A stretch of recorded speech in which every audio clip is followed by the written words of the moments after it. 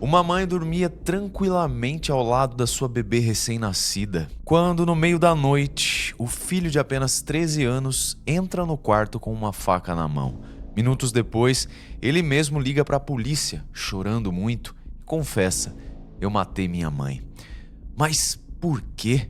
Ele era um garoto tão calmo, educado, premiado na escola. Ninguém jamais imaginaria algo assim. Ainda mais perturbador, ele tirou fotos do corpo e mandou para um amigo. O que aconteceu naquela noite, afinal? E por que, mesmo após confessar, muita gente acredita que ele não é o verdadeiro culpado? Essa é a história de Derek Rosa, um caso que começou com uma ligação desesperada e virou um pesadelo que até hoje não tem para alguns todas as respostas. Eu sou Marcos Campos, sejam todos muito bem-vindos. E é sobre esse caso que me chamou a atenção que eu converso com vocês hoje. Muitos detalhes, muitas nuances. Quando a gente olha, você fala assim: não, é isso aí mesmo que aconteceu, não tem nem choro nem vela. Mas tem alguns detalhes aí que muita gente mesmo, tá, pessoal? Assim, eu tô falando de uma arrecadação de mais de US$ 140 mil para ajudar na defesa do menino, familiares próximos do lado dele. Então tem muita coisa pra gente ver aí, todos os detalhes desse caso. E é claro que eu vou contar pra vocês, tintim por tintim. Mas antes, peço por gentileza que, se você puder, se torne membro aqui do canal, me ajuda demais. Nós sabemos que existem histórias que precisam ser contadas. Eu procuro priorizar aqui no canal casos que não têm grande, assim, cobertura midiática, até para dar voz a essas vítimas, né? Colocar em evidência o caso delas aqui. Então, se você puder, me ajuda, uma quantia bem pequenininha, você já faz parte do nosso clube de membros. E se quiser, pode participar lá do nosso grupo no WhatsApp, combinados? É isso então, recados dados, vamos aos fatos.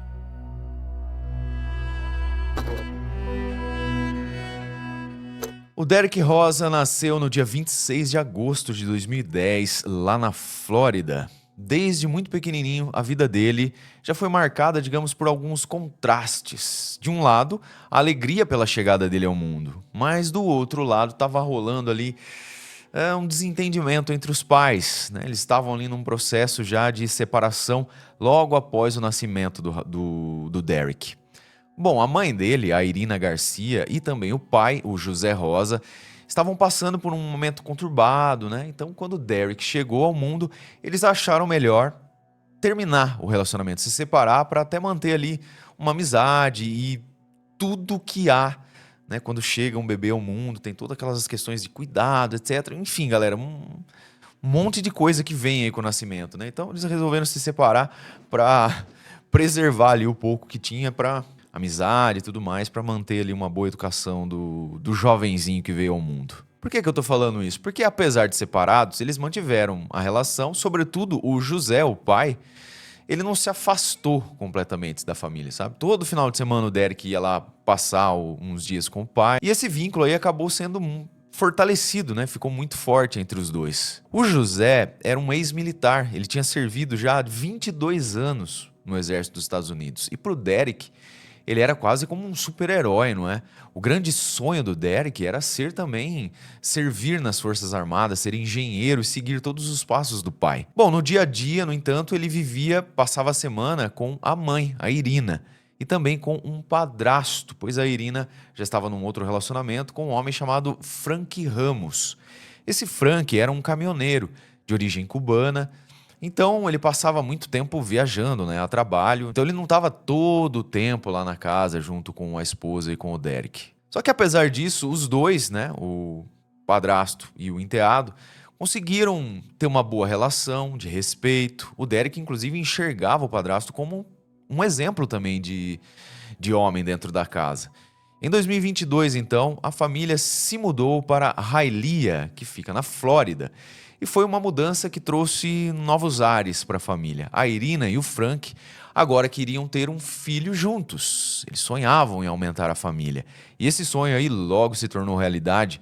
Pouco tempo depois, a Irina contou para o Derek que ele ia ser irmão mais velho. E ele, claro, ficou muito feliz, algo que dá para ver, inclusive, em fotos lá da época. Por exemplo, essa daí, que ele tá acariciando a barriga da mãe, sabe aqueles ensaios fotográficos de gestante e tal, então. Família feliz, não é? Parecia que tudo estava se encaixando naquela vida e o Derek estava ali de boaça, né? Um cara muito carinhoso, com uma boa relação com a mãe, com o padrasto e também com o pai biológico. E a chegada da irmãzinha era motivo de mais alegria ainda para aquela família. Mas, como a gente vai ver daqui para frente, a história tomou um rumo completamente inesperado. O Derek sempre foi visto como aquele tipo de garoto que todo mundo elogia, sabe? Educado, quieto na dele, um pouco tímido, mas acima de tudo, muito gentil. Ele nunca deu trabalho em casa, nem na rua. Era o tipo de aluno exemplar que estava cursando o 8º ano já, e os professores dele só tinham elogios, coisas boas para falar dele. Comportamento exemplar, notas altas. Ele até recebeu honras pelo desempenho na escola. E isso acabou, claro, ajudando muito na adaptação da família ao novo bairro lá em Hialeah. Os vizinhos do condomínio onde eles moravam gostavam bastante deles, especialmente da Irina, que era uma mulher sorridente, simpática, do tipo que cumprimenta todo mundo. Por essa razão, nada, absolutamente nada, indicava que algo ruim pudesse acontecer. A rotina da família parecia tranquila demais, até meio que previsível. Mas numa noite de outubro de 2023, tudo mudou e mudou de forma brutal. Eram 23h30 quando o serviço de emergência recebeu uma ligação completamente desesperada.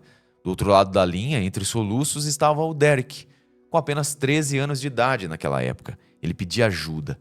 A atendente tentou entender o que estava acontecendo naquela situação ali, perguntou quem mais estava na casa. O Derek contou que estava ali com a mãe dele e com a irmãzinha recém-nascida. Até aí, parecia um pedido de socorro qualquer. Mas quando a atendente pediu para falar com a mãe, aí o horror veio à tona. Com a voz embargada, o Derek contou. Ele mesmo tinha matado a mãe com uma faca de cozinha e disse que a bebê que dormia no berço estava ilesa. Segundo ele, ela não chegou nem a acordar, porque ele disse que se ela tivesse acordado, ele não saberia o que fazer com ela. Essa declaração que pode ter muitas interpretações, não é? A que fez ali para não acordar de fato, já pensando nisso, foi só um acaso, e ele comentou isso porque estava meio, né, atabalhoado ali naquele momento de suposto desespero. A atendente, mantendo a calma, tentou perguntar sobre a faca. Onde estava a faca? Né? Se alguém mais estava ferido. O Derek ficou meio confuso nesse momento. Ele disse que não estava encontrando a faca. Ele tinha colocado no lugar, mas não sabia mais onde estava, parecia meio confuso. E foi aí que ele revelou algo ainda mais pesado. Depois de matar a mãe, ele pegou uma das armas do padrasto, que estava ali guardada em um armário da casa, com a ideia do autodelete, se é que vocês me entendem, né? Dar fim dele próprio, mas acabou desistindo. Era impossível naquele momento imaginar que um garoto até então visto como exemplar fosse capaz de algo tão extremo assim. Mas aquele telefonema mudou tudo e foi só o começo de uma história que ficaria ainda mais perturbadora e que ressoa até hoje, 2025. O mais chocante é que durante toda a ligação, o Derek quase não demonstrou muita emoção apesar das confusões nas falas. Ele só apareceu realmente abalado em 2 momentos da ligação. Logo no começo, quando ele caiu em si sobre o que tinha feito, e depois, quando a atendente perguntou por que ele tinha matado a própria mãe. O resto do tempo, o tom dele mudava de um jeito assustador até. Em alguns momentos parecia meio que orgulhoso do que tinha feito. Ele chegou a admitir que tirou fotos do corpo da mãe e até selfies mostrando a mão, né, cheia de sangue. E o pior, mandou essas imagens aí para um amigo que supostamente ele tinha conhecido jogando videogame online, isso há mais ou menos uns 3 anos, ou seja, quando ele tinha uns 10 anos de idade. A ligação toda, pessoal, resumindo aqui para vocês, durou mais ou menos 17 minutos, porque o Derek nem sabia ao certo o próprio endereço. A atendente precisou ter muita paciência ali, foi guiando o garoto, sabe? Para que ele achasse uma correspondência ali dentro da casa e conseguisse olhar o endereço completo. Assim que a atendente conseguiu, né, teve êxito nessa telefonema guiado aí, os policiais conseguiram a informação, né, o endereço todo, e rapidinho eles chegaram ao local. E o que encontraram lá confirmou tudo o que o garoto tinha contado no telefone. O quarto da Irina estava tomado de sangue ali, uma verdadeira cena de carnificina. E ao lado de tudo aquilo, A bebezinha, de poucos dias, estava dormindo no berço completamente alheia ao horror que tinha acontecido ali a centímetros dela. O irmãozinho tirou a vida da própria mãe de uma forma brutal. Logo depois disso, a polícia ligou para a avó materna do Derek, tanto para avisar do crime quanto para pedir que ela fosse cuidar da netinha. Enquanto isso, o Derek foi levado para a delegacia para ser interrogado. Antes de começar, os policiais explicaram os direitos dele. Ele parecia entender tudo o que estava acontecendo, mas estava com um semblante meio confuso, meio perdido. Mesmo assim, topou responder as perguntas sem um advogado por perto. Já era madrugada quando o Derek começou a descrever nos mínimos detalhes o que tinha feito. Contou que passou o dia em casa com a mãe e a irmã, que todos foram dormir por volta das 10 da noite, mas cerca de 1 hora depois, ele levantou, foi até a cozinha, pegou uma faca com um cabo roxo e entrou no quarto da mãe. Esses momentos antes do crime, inclusive, são registrados aí por câmeras, né, do local onde eles moravam ali. Dá pra ver o Derek saindo, conversando ali com a mãe e tal, voltando. Bom, os policiais depois disso perguntaram de forma direta: "Você lembra onde esfaqueou sua mãe?" Ele respondeu quase sem hesitar. Diz que acertou a artéria carótida, porque sabia que assim ela iria sangrar muito rápido e morrer em pouco tempo. Imagina o impacto de ouvir isso da boca de um garoto de 13 anos, falando com frieza, quase sem demonstrar arrependimento e com uma precisão, assim, que a gente precisa focar, não é? Não, acertei a carótida dela. Como assim? Né? Pesquisou para saber onde fica, como golpear ali para que haja um sangramento, né, a ponto de tirar a vida rápido. E ainda por cima, ele ainda estava com as mãos cobertas de sangue naquele momento ali, tá? No interrogatório. Então, muitas evidências, talvez eu diria, de que realmente era ele o autor daquilo, né? Aos poucos, o Derek começou a demonstrar certo desconforto durante esse interrogatório. Mas mesmo assim, ele foi repetindo tudo o que já tinha contado para a atendente da polícia. Só que quando os policiais perguntaram por que ele tinha feito aquilo, aí alguma coisa aconteceu que ele mudou o comportamento. Ele pediu para ir ao banheiro nesse momento aí. Só que quando ele voltou do banheiro, ele começou a se recusar a continuar respondendo, né, as perguntas ali dos investigadores sem um advogado. Então já passava das 3 horas da manhã quando a entrevista foi oficialmente encerrada nesse dia aí. Apesar da confissão, digamos, a polícia sabia que o trabalho estava longe de acabar. Eles precisavam de provas que explicassem não só como, mas por que um garoto tão jovem matou a própria mãe daquela forma tão brutal. Para fechar tudo, né? Reunir provas, saber os meios, os motivos, né, e as oportunidades. E as primeiras descobertas não demoraram. Ao lado do berço da irmãzinha, eles encontraram a faca, a tal faca de cabo roxo, toda ensanguentada e com a ponta quebrada. E a gente já viu aqui no canal, né, casos em que a ponta da faca quebra, mostrando aí, evidenciando, na verdade, a violência extrema no ataque. Mas o que deixou tudo ainda mais perturbador foram as buscas que o Derek fez no Google por volta das 6 da tarde do mesmo dia do crime. Coisas que vou dar um exemplo aqui para vocês, como: qual é o melhor lugar para esfaquear alguém? Diagrama da artéria carótida, uma faca pequena serve para matar e até uma faca pode cortar osso. Com isso, os investigadores chegaram à conclusão de que não tinha sido algo de impulso naquele momento ali, foi algo premeditado. E as câmeras de segurança da casa ajudaram a montar a linha do tempo daquela noite. Por volta das 8h30, uma câmera mostrou o Derek saindo de casa. Lembra que eu comentei com vocês um pouco antes ali, na dinâmica do crime? Dá pra ver ali o Derek na casa dele? Então, nesse momento aí, por volta das 8h30, a mãe estava lá no sofá amamentando a bebezinha. E antes de sair, ela diz pro Derek: "Não corre". E ele responde: "Por que você sempre me diz pra não correr?" Uma conversa simples, aparentemente meio nada a ver assim pra gente, né?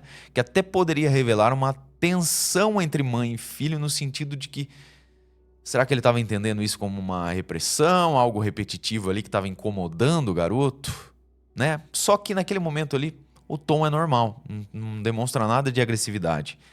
Segundos depois, a mesma câmera flagrou o Derek voltando para casa com a mãe ainda no mesmo lugar. Até hoje, ninguém sabe ao certo o que ele fez nesses minutos aí fora de casa. Se estava só pensando ou se preparando para o que viria mais tarde. O registro mais chocante, no entanto, veio da câmera que fica dentro do quarto da Irina, apontada para o berço da bebê. Era por volta das 23 horas quando Derek entrou no quarto e, sem hesitar, começou a esfaquear a própria mãe, que dormia ao lado da filhinha recém-nascida. O laudo confirmou a brutalidade do ataque. A Irina Garcia, que tinha 39 anos só, foi atingida por 46 facadas.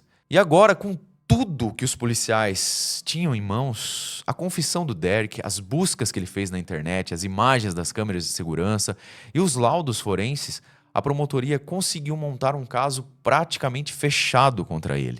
Mas, ao mesmo tempo, era um caso extremamente delicado porque o Derek tinha só 13 anos de idade. Num primeiro momento, ele foi levado para um centro de detenção juvenil, mas por causa da gravidade do crime e da acusação de homicídio em primeiro grau, as autoridades de lá decidiram transferi-lo para um centro de detenção normal, para adultos. Para tentar proteger o garoto, então, eles tomaram algumas medidas, como, por exemplo, colocar o Derek numa cela individual, proibir que ele tivesse contato com outros presos e também, né, as autoridades ali monitoravam o tempo todo o Derek. Desde que foi preso, ele passou por várias avaliações psicológicas. Um psiquiatra, inclusive, chegou a sugerir que o Derek poderia ter transtorno de déficit de atenção e hiperatividade, o TDAH. Já outro profissional cogitou que ele poderia, na verdade, estar dentro do espectro autista. Mas mesmo esse possível diagnóstico não explicava ainda por completo o porquê de tanta violência. No entanto, alguns especialistas lembraram que pessoas com TDAH não tratado podem ter dificuldades para lidar com raiva e ansiedade, o que, em casos extremos, poderia levar a atitudes impulsivas. Talvez aí tivesse uma explicação do que aconteceu, mas lembrando que, segundo a polícia investigou, há aquelas mensagens que mostram uma premeditação, não é? E não alguma coisa ali, um gatilho de raiva, uma coisa que conotaria uma impulsividade. Só que o juiz responsável pelo caso, o Richard Hirsch, não considerou nada dessas avaliações aí, tá? Ele argumentou que o Derek nunca tinha recebido um diagnóstico antes de ser preso e que também não tinha demonstrado comportamentos preocupantes que justificassem uma análise mais profunda antes do crime. E nesse momento, a defesa do Derek estava nas mãos de dois advogados, Dave Citriello e José Baez, um advogado super conhecido nos Estados Unidos. E para quem não se lembra, esse advogado aí, Baez, defendeu a Cassie Anthony, que acabou sendo absolvida do assassinato da própria filha, e também representou Harvey Weinstein, que foi condenado por abusos. A estratégia, digamos, desse corpo de defesa bem robusto era tentar mandar o Derek de volta para um centro juvenil. Eles alegaram que manter um garoto de 13 anos numa prisão para adultos era algo inconstitucional e que, pela idade e pelos possíveis problemas psicológicos, ele simplesmente não tinha condições de ficar num ambiente tão perigoso. Nas audiências que vieram depois, a defesa tentou mostrar outro lado do Derek. Apresentaram depoimentos das pessoas que conviviam com ele lá na prisão também. Por exemplo, o professor de matemática disse que o Derek parecia um adolescente comum, aprendendo no mesmo ritmo que todos os garotos da idade dele. Já a professora de linguagem contou uma realidade diferente. Disse que ele tinha dificuldades para compreender as aulas, que às vezes a lição precisava ser interrompida porque o Derek simplesmente não entendia o que estava acontecendo. E isso fazia ela questionar até a imagem que outros professores tinham dele. E aqui a gente já tem os elementos que começam a colocar uma areia aí no groove desse caso, porque... Enfim, vamos lá.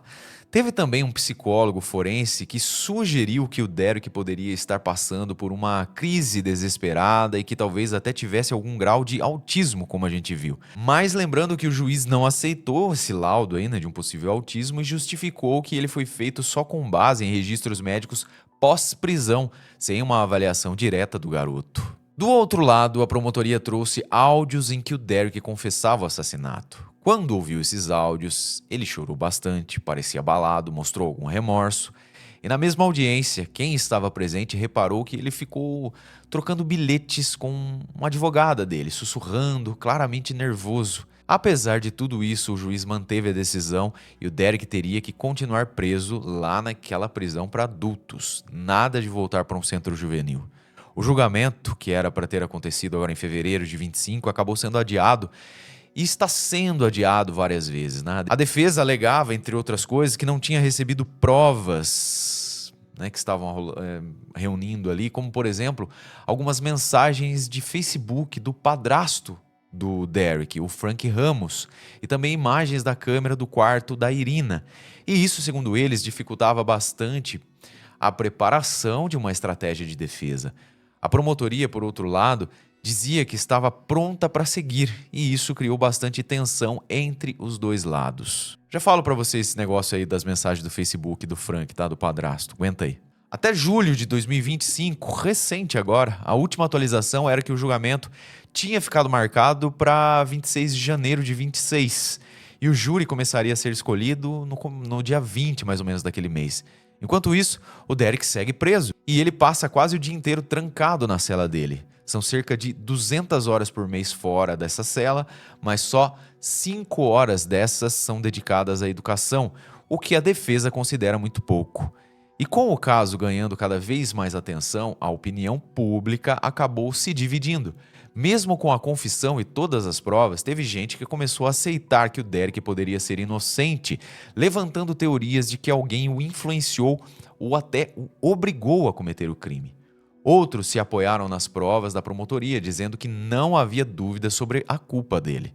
A própria família se dividiu e o pai biológico e a avó materna continuam defendendo Derek com todas as forças. Eles dizem que ele é um menino bom, incapaz de cometer algo tão brutal e que talvez exista outra história por trás de tudo isso. Assim, no meio de toda essa confusão, entre aspas, não é? Surgiu uma petição online chamada Save Derek, que conseguiu juntar já 26 mil assinaturas, pelo menos até janeiro de 25, tá? Última informação aí. Deve ter mais já. O grupo apontava várias supostas inconsistências nas provas, como, por exemplo, eles mencionaram uma segunda voz no fundo da ligação lá quando ele fez, sabe, avisando que tinha feito. E também uma figura nas imagens das câmeras que teria uma estrutura física maior do que a do Derek. Eles afirmavam que não era o Derek naquela imagem. Outra teoria colocou o padrasto, o Frank Ramos, no centro das suspeitas. Lembra que eu comentei das mensagens do Facebook? Pois é. A defesa pediu que fossem liberadas mensagens dessa rede social aí dele para tentar mostrar um suspeito alternativo. Algumas especulações chegaram a dizer que o Frank teria outra família lá em Cuba, lembrando que ele era de origem cubana, né? Baseado isso aí em fotos antigas do Facebook dele. Mas a promotoria descartou essa possibilidade, afirmando que ele estava na Geórgia no dia do crime, longe de casa, longe de tudo que aconteceu e, portanto, ele teria um álibi, né, forte. O Frank, por sua vez, negou o acesso dos advogados do Derek à casa para uma inspeção, dizendo que a residência já tinha sido limpa pelo pai biológico do Derek e também pela avó materna dele. Pessoas, como a gente viu, que estão do lado do Derek, né, apontando aí o garoto como inocente. A verdade é que até hoje nenhuma dessas teorias teve provas concretas para que pudessem ser sustentadas oficialmente. O caso despertou um debate intenso sobre saúde mental de jovens e também sobre como o sistema judicial trata menores acusados de crimes graves. Diversos grupos de apoio, incluindo mulheres lá do estado de Illinois, Califórnia e Texas, fizeram protestos durante as audiências. Elas usavam camisetas com frases como Free Derek, ou seja, Derek livre, e também We are all Derek, todos somos Derek, mostrando aí solidariedade ao adolescente. Enquanto isso, Derek continua preso, aguardando o julgamento. O pai biológico dele e a avó, convictos da inocência do garoto, são os maiores pilares na sua defesa, lutando para que ele tenha um julgamento justo. A campanha para arrecadar fundos com esse objetivo já ultrapassou $140 mil, mostrando o quanto o caso dividiu a comunidade entre os que apoiam Derek e os que pedem justiça para Irina Garcia. No final das contas, a grande dúvida persiste. Qual foi o motivo que levou Derek a cometer um crime tão drástico e brutal contra a própria mãe? E se ele foi mandado, quais seriam os motivos para quem mandou fazer? Será que a polícia não teria encontrado nada que pudesse pegar esse nó que está amarrado no Derek, digamos, e soltar uma linha aqui para puxar uma outra investigação aqui na luzinha, não é? De investigação? Fica essa pergunta. Será que essa investigação ainda vai revelar um plot twist assim absurdo? Derek Rosa, para você, com base em tudo que eu relatei aqui, inocente ou culpado? Tem uma linha de investigação? Comenta aqui pra gente.